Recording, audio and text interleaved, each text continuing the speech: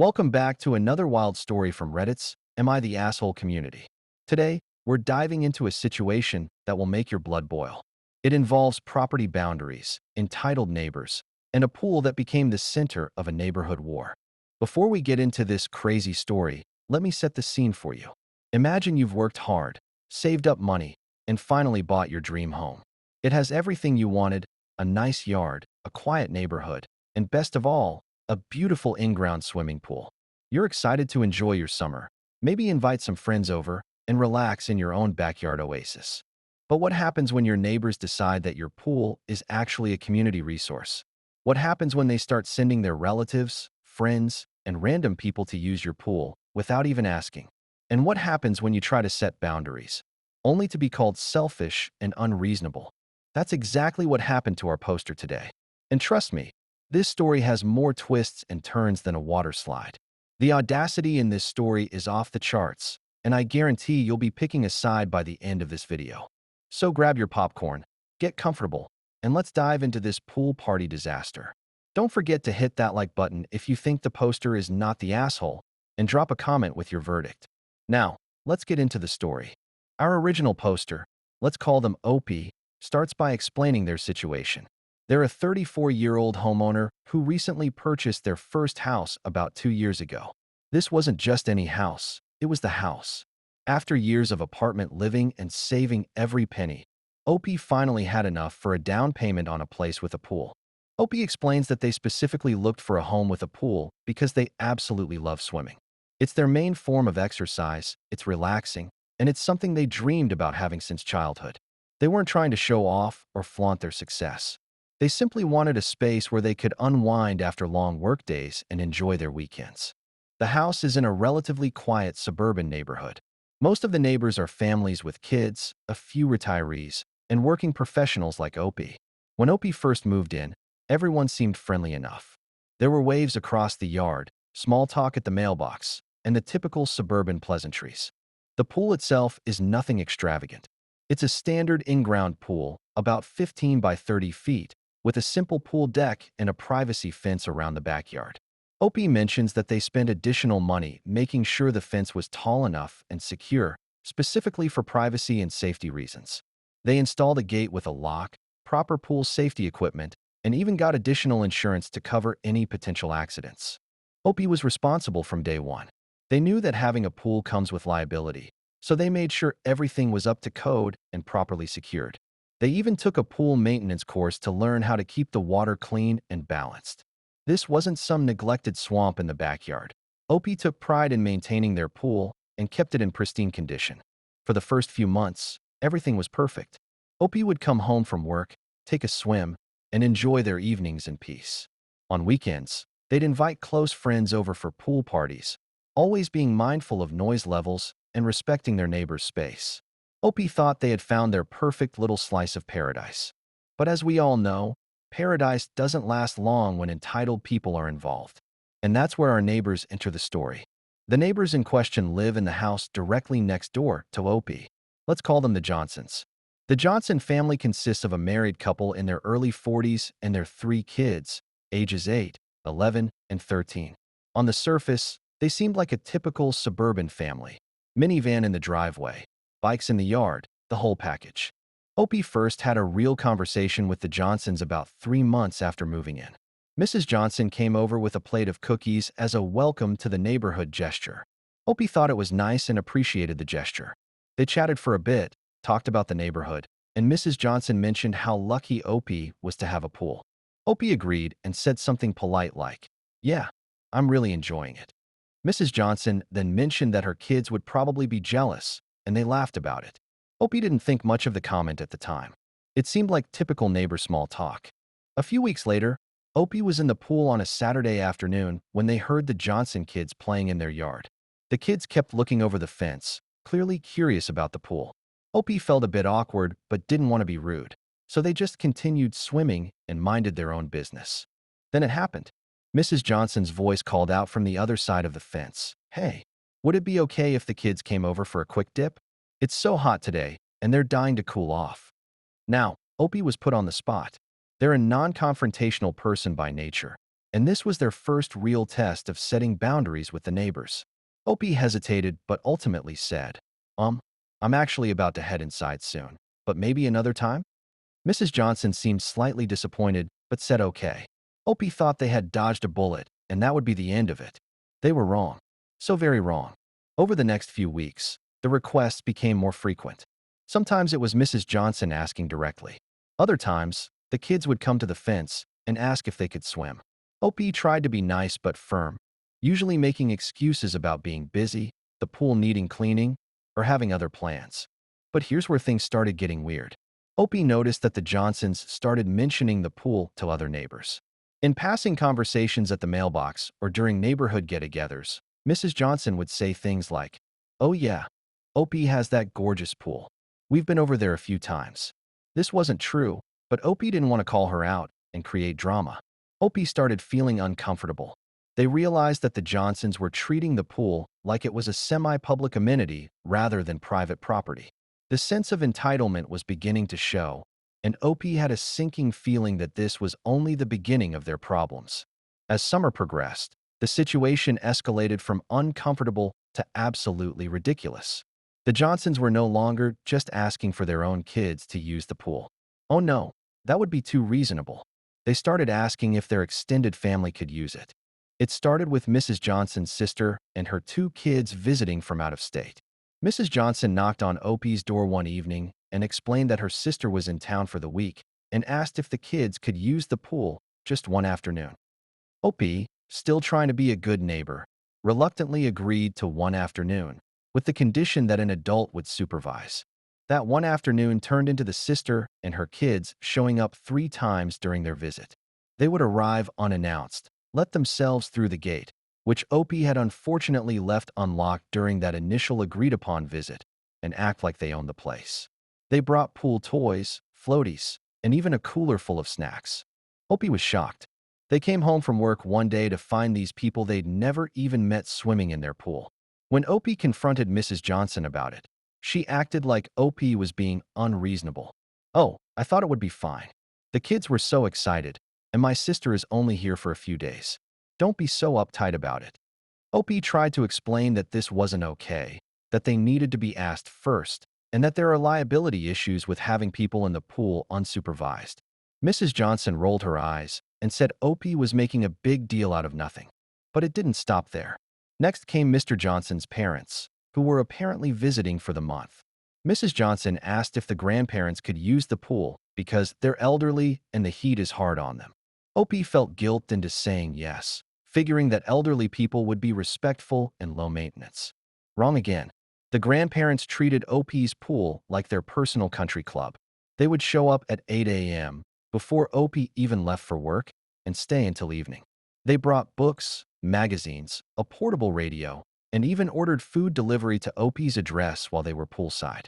Opie tried to have another conversation with the Johnsons, explaining that this was too much and that they needed to establish some boundaries. The Johnsons acted offended. "We thought we were friends," Mrs. Johnson said. "Good neighbors share. You have this amazing pool just sitting there, and you won't let people enjoy it? That's pretty selfish." Opie was floored. They tried to explain that it wasn't about being selfish. It was about privacy, liability, and the fact that this was their property. But the Johnsons weren't hearing it. They continued to make Opie feel guilty, suggesting that Opie was being stuck up and antisocial. The guilt-tripping worked, unfortunately.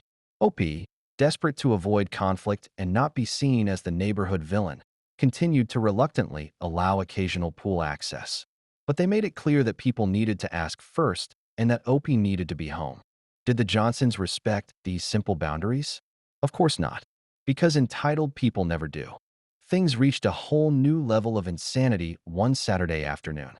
Opie had plans to finally enjoy their pool in peace. They had the whole day off, the weather was perfect, and they were looking forward to some much-needed relaxation. They even bought some nice pool floats and prepared some snacks just for themselves. Opie went outside around noon, only to find 8 people already in their pool. 8. Complete. Strangers. Opie stood there in shock, trying to process what they were seeing. There were adults, teenagers, and kids, none of whom Opie recognized.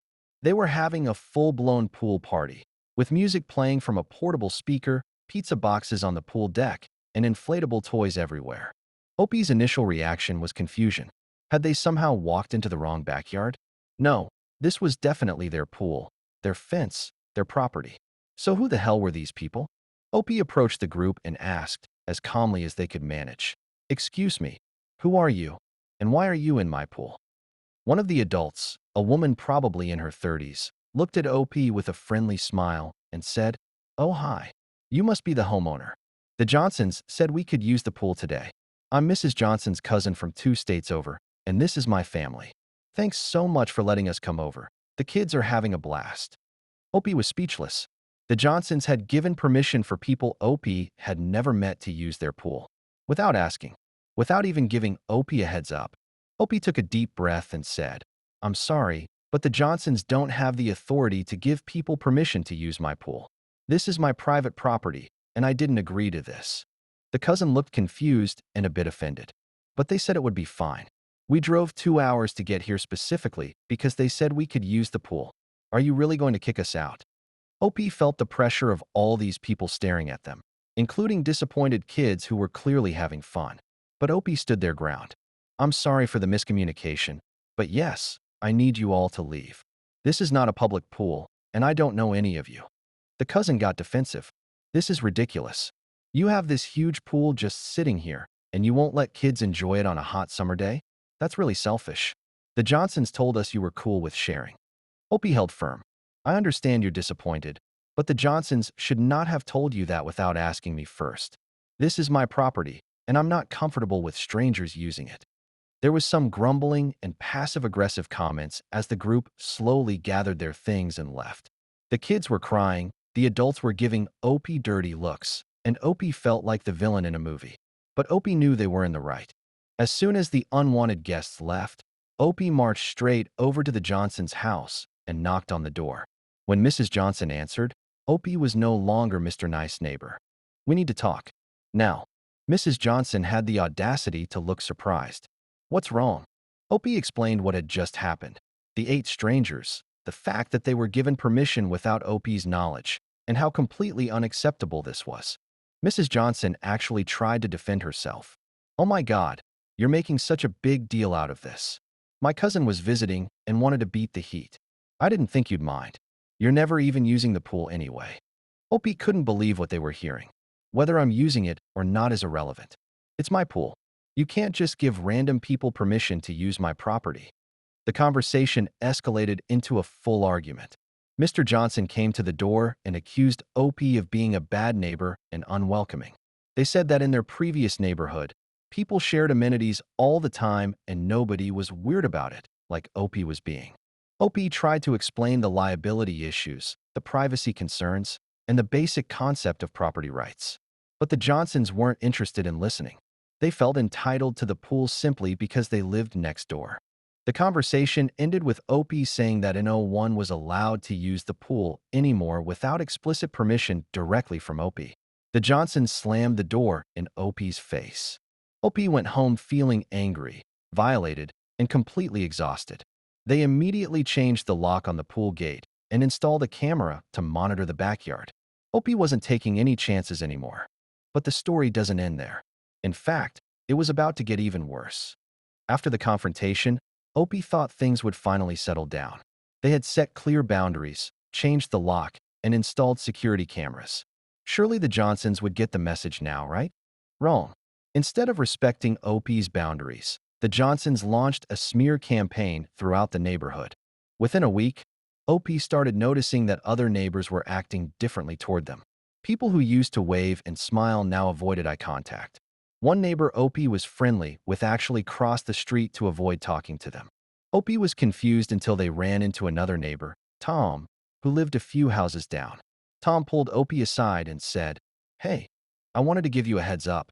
The Johnsons have been telling everyone that you're a really difficult neighbor. They're saying you screamed at their family members and kicked little kids out of the pool for no reason." Opie was stunned. That's not what happened at all. But apparently, the Johnsons had spun the story to make Opie look like a villain. They conveniently left out the part about giving permission without asking, the multiple boundary violations, and the fact that 8 strangers had invaded Opie's property. Tom continued, Some people are buying it. There's talk about you being antisocial and not community-minded. I figured I'd let you know because it seemed off to me. I know you're pretty private, but you've never been rude or anything. Opie thanked Tom for the information and explained what actually happened. Tom believed Opie and said he'd help set the record straight, but the damage was done.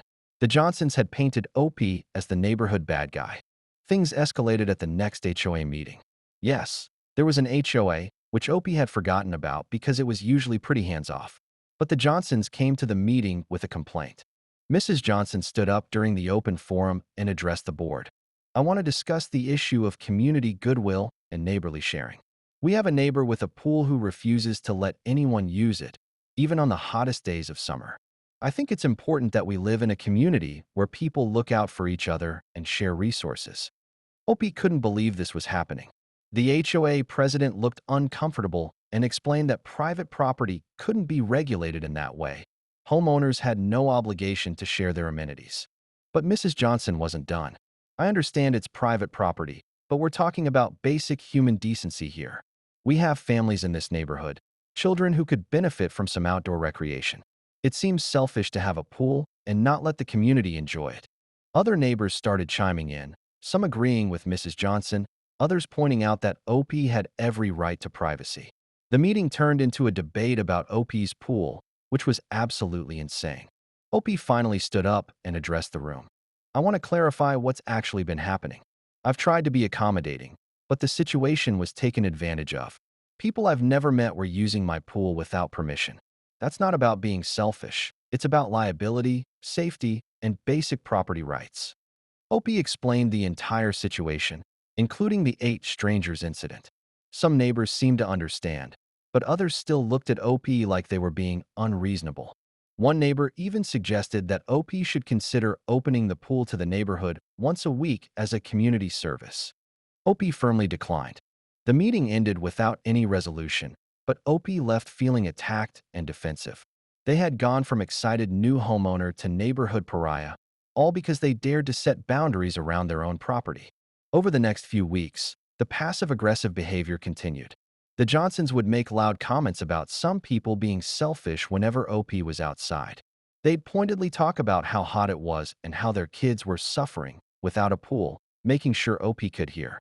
Some neighbors left anonymous notes in Opie's mailbox, saying things like, "It must be nice to be so privileged," and "community means caring about others."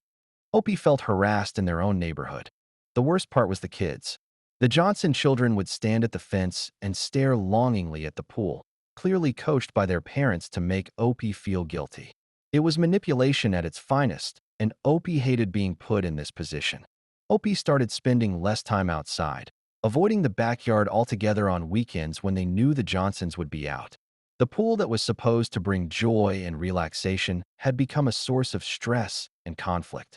Opie reached a breaking point and decided to post the situation on Reddit's Am I the Asshole forum, hoping for some outside perspective. Were they really being unreasonable? Should they have been more open to sharing? Or were the neighbors completely out of line? When Opie posted their story to Reddit, they were nervous about the response. Part of them worried that the internet would side with the Johnsons, confirming Opie's worst fears that they were being unreasonably selfish. But Opie needed unbiased opinions. The response was overwhelming. Within hours, the post had thousands of upvotes and hundreds of comments. And the verdict was nearly unanimous. Opie was absolutely, 100% not the asshole. Let's look at some of the top comments, because they perfectly articulated what Opie had been feeling but couldn't quite express. One of the top voted comments said, "NTA, your pool, your rules. Period." The entitlement of these neighbors is absolutely staggering. They're literally sending random people to use your private property without permission. That's not being a good neighbor. That's being a boundary-stomping nightmare. The liability alone is terrifying. What happens if one of these strangers gets hurt in your pool? You'd be sued in a heartbeat. Another highly upvoted comment added, "This is exactly why I would never have a pool. People think that just because you have something nice, they're entitled to use it. Would they expect to borrow your car without asking? Would they let themselves into your house to watch your TV? No. Then why is the pool different? This is your property, and you have zero obligation to share it with anyone." Many commenters pointed out the manipulation tactics the Johnsons were using. One person wrote, "The fact that they're having their kids stare longingly at the pool is disgusting manipulation. They're teaching their children that if you guilt-trip people enough, you can get access to things that aren't yours. That's not a lesson kids should be learning." Someone else highlighted the HOA meeting. "I cannot believe they tried to shame you in a public forum for not sharing your private property. The audacity is unreal. And trying to frame it as community service? Give me a break. If they want a community pool so badly, they can petition the HOA to build one or join a public pool themselves." The liability issue was a huge point of discussion. Multiple commenters mentioned that OP could be held legally responsible if anyone got injured in the pool. One commenter, who claimed to be an insurance agent, wrote, "Pool owners have serious liability exposure. Your homeowner's insurance covers authorized users. But if random people your neighbors invite get hurt, you could be looking at a lawsuit that bankrupts you. This isn't about being nice or mean. It's about protecting yourself legally." Several people shared their own horror stories about having pools and dealing with entitled neighbors. One commenter said, "We had a similar situation and ended up having to install an 8-foot fence with barbed wire on top because neighbors kept hopping the fence to use our pool when we weren't home. We eventually sold the house because it became such a nightmare. Stand your ground now, or it will only get worse." The consensus was clear. OP had every right to say no. The Johnsons were completely out of line, and the neighborhood peer pressure was toxic and inappropriate. But Reddit didn't just validate OP's feelings. They also offered practical advice on how to handle the situation moving forward. One of the most helpful comments said, "Document everything. Keep records of every interaction, every time someone shows up uninvited, every passive-aggressive comment. If this escalates to harassment or property damage, you'll need evidence. Also, consider sending the Johnsons a formal cease and desist letter from a lawyer. Sometimes people don't take boundaries seriously until there's legal letterhead involved." Another commenter suggested, "Talk to your insurance company and make sure you're fully covered. Ask them specifically about unauthorized users and what your liability would be if someone you didn't invite got hurt. They might recommend additional coverage or specific steps you need to take to protect yourself." Multiple people recommended that OP consider installing more security measures, get more cameras, maybe motion-activated lights, and absolutely keep that gate locked at all times. Make sure the cameras are visible. Sometimes that alone is enough to deter people from trying anything. Someone also wisely pointed out, stop engaging with their guilt trips. Don't explain, don't justify, don't defend. No is a complete sentence. The more you explain your reasons, the more ammunition you give them to argue with you. Just keep repeating no, that doesn't work for me, and nothing else. Several commenters urged OP to stop caring about being liked by these neighbors. These people have shown you who they are. They're not interested in being good neighbors. They just want access to your stuff.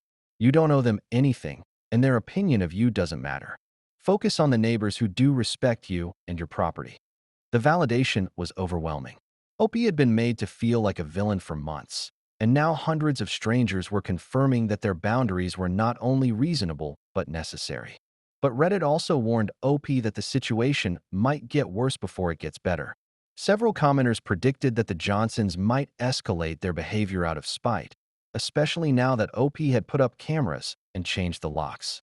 One ominous comment said, "Watch out for retaliation." Entitled people don't like being told no, and they especially don't like being exposed. They might try to damage your property, file false complaints with the HOA, or continue to spread rumors. Stay vigilant. Unfortunately, that commenter turned out to be right. Feeling empowered by Reddit's support, OP decided to take action. They printed out the Reddit thread and highlighted some of the comments about liability and legal protection. Then, OP wrote a formal letter to the Johnsons, keeping it polite but firm. The letter essentially said, "This is to formally notify you that no one from your household or your extended family/friends has permission to use my pool under any circumstances. Any future attempts to access my pool without explicit written permission from me will be considered trespassing. I've installed security cameras for documentation purposes. I hope we can move forward as cordial neighbors with clear boundaries." OP slipped the letter into the Johnsons' mailbox and hoped that would be the end of it. It was not the end of it. 2 days later, OP came home from work to find their fence had been vandalized. Someone had spray-painted the word selfish in large red letters across the privacy fence. The security camera caught two teenage boys doing it. Boys Opie didn't recognize, but who clearly came from the direction of the Johnsons' house. Opie called the police and filed a report. The officer took photos of the vandalism and reviewed the camera footage. The officer suggested that Opie might want to consider a restraining order if the harassment continued. When confronted, the Johnsons denied any involvement and claimed they had no idea who the boys were, despite them coming from their property. They suggested maybe Opie had made enemies with other neighbors because of their attitude. Opie had to pay to have the fence repainted, which cost several $100s. But the harassment didn't stop there. Someone started leaving trash in Opie's yard. Empty bottles, fast food bags, and other debris would mysteriously appear near the pool area overnight. The cameras showed figures throwing things over the fence, but the footage wasn't clear enough to identify specific people. Opie also started receiving noise complaints from the HOA, claiming that Opie was having loud parties late at night. This was completely false. Opie barely used the pool anymore because of all the stress. But someone was filing false complaints to create a paper trail against Opie. The psychological toll was significant. Opie stopped enjoying their home, constantly felt anxious about what would happen next, and started researching whether they should just move. The dream home had become a nightmare. But then something unexpected happened. Remember Tom, the neighbor who had warned Opie about the smear campaign? Tom started asking questions and doing his own investigating in the neighborhood. Tom talked to other neighbors and started piecing together that the Johnsons had a history of this kind of behavior. Apparently, they had conflicts with the previous homeowner too, though about a different issue. Some of the longtime residents admitted they found the Johnsons to be difficult, but hadn't wanted to get involved. Tom organized a few neighbors who supported Opie and they went to the next HOA meeting together. This time, they presented a united front, explaining that the harassment of Opie needed to stop and that the Johnsons' behavior was creating a hostile environment. The HOA board took the complaints more seriously this time, especially when shown evidence of the vandalism and false reports.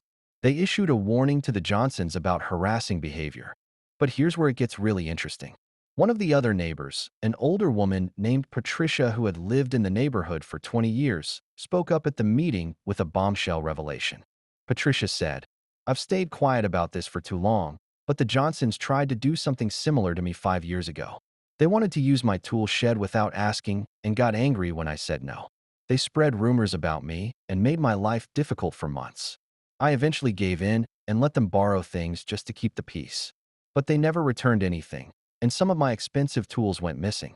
I'm ashamed I didn't stand up to them like this young person is doing now." Other neighbors started sharing their own stories of the Johnsons being pushy, entitled, and manipulative. The tide was turning.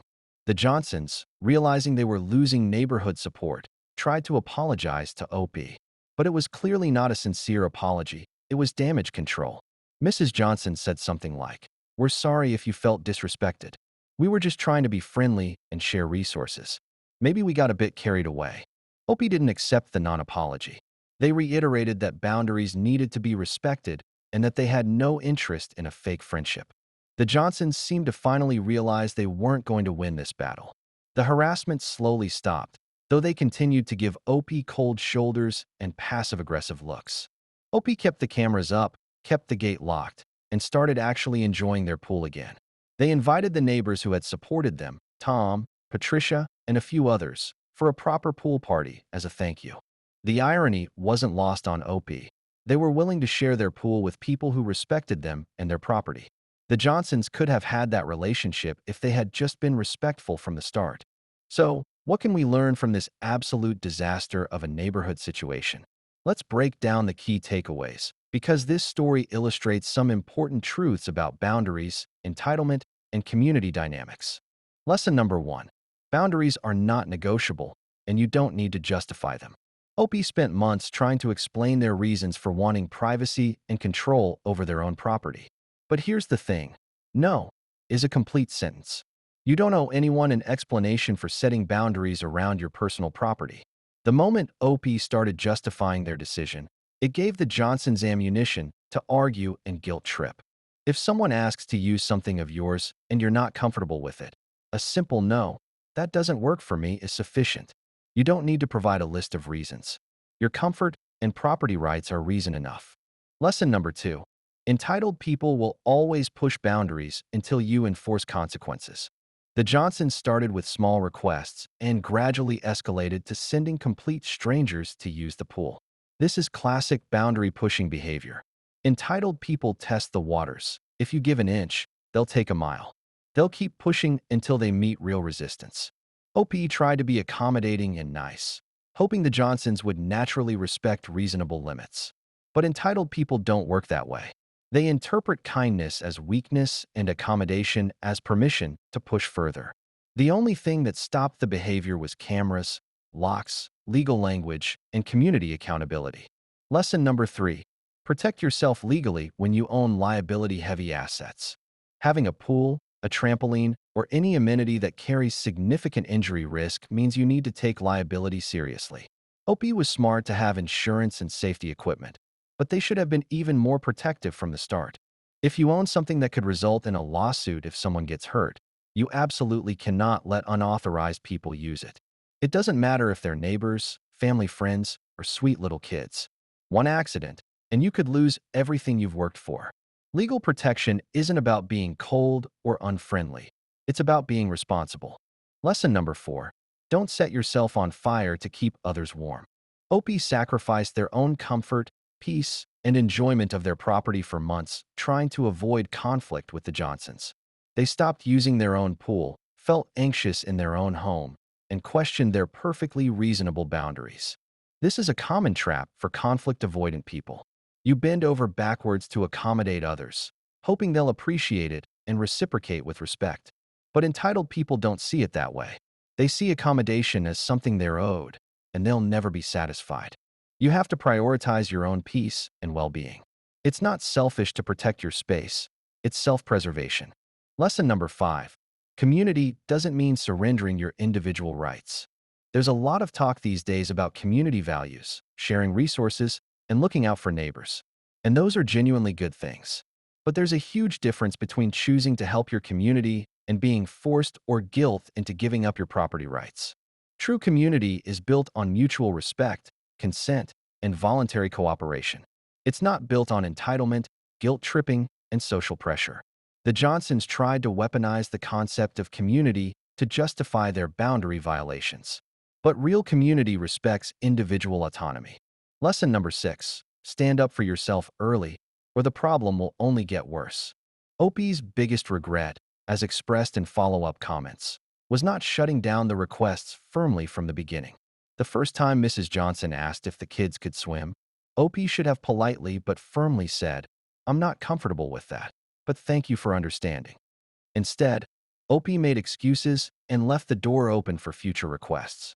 This taught the Johnsons that if they just kept asking, they might wear OP down. By the time OP tried to establish boundaries, the Johnsons felt entitled to pool access and saw the boundaries as OP taking something away from them. Set your boundaries early, clearly, and consistently. It might feel awkward in the moment, but it prevents exponentially worse situations down the line. Lesson number 7. Sometimes standing up for yourself means accepting that people won't like you. OP desperately wanted to be liked by their neighbors. That's understandable. We all want to fit in and be seen as good people. But the desire to be liked can make us vulnerable to manipulation. The Johnsons used social pressure and reputation damage as weapons because they knew OP cared about their image in the neighborhood. Once OP let go of needing the Johnsons' approval and focused instead on respecting themselves, the dynamic shifted. You can't control what people think of you, especially people who are determined to paint you as a villain. What you can control is whether you respect yourself and your own boundaries. The people worth having in your life will respect you for standing firm. Lesson number 8. Documentation is everything. Thank goodness OP installed those cameras and kept records of interactions. Without that evidence, the harassment would have been much harder to prove and stop. The vandalism footage and documented false complaints helped establish a pattern of behavior that the HOA couldn't ignore.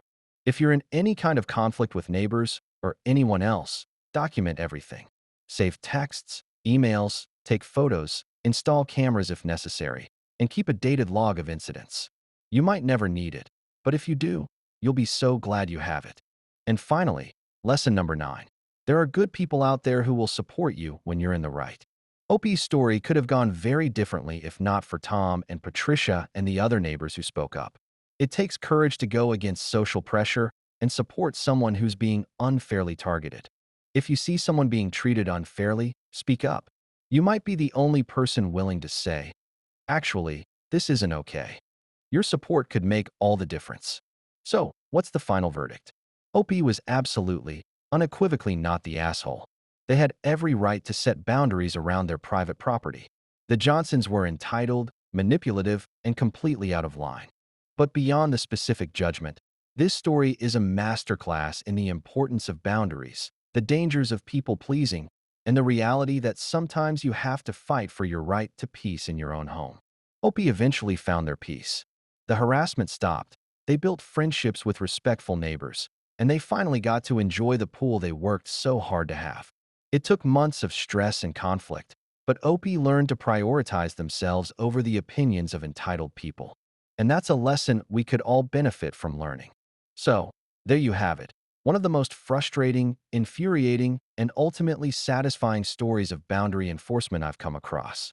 This story resonates with so many people because we've all dealt with some version of this in our lives.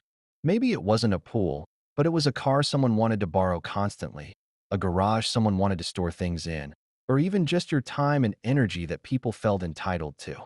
The core issue is always the same. Some people believe that your boundaries are negotiable, that your resources should be available to them, and that saying no makes you selfish. And those people are wrong. Before we wrap up, I want to know, what would you have done in OP's situation? Would you have shut it down immediately, or would you have tried to be accommodating like OP did? Have you ever dealt with entitled neighbors or friends? Drop your stories in the comments below. I read them all, and some of your experiences might make great future videos. Also, what was your verdict? Did you think OP handled this correctly, or would you have done something differently? Let me know in the comments. If you enjoyed this deep dive into Reddit drama, make sure to hit that subscribe button and turn on notifications so you never miss a story. We post new AITA breakdowns every week, and trust me, there are plenty more wild stories where this came from.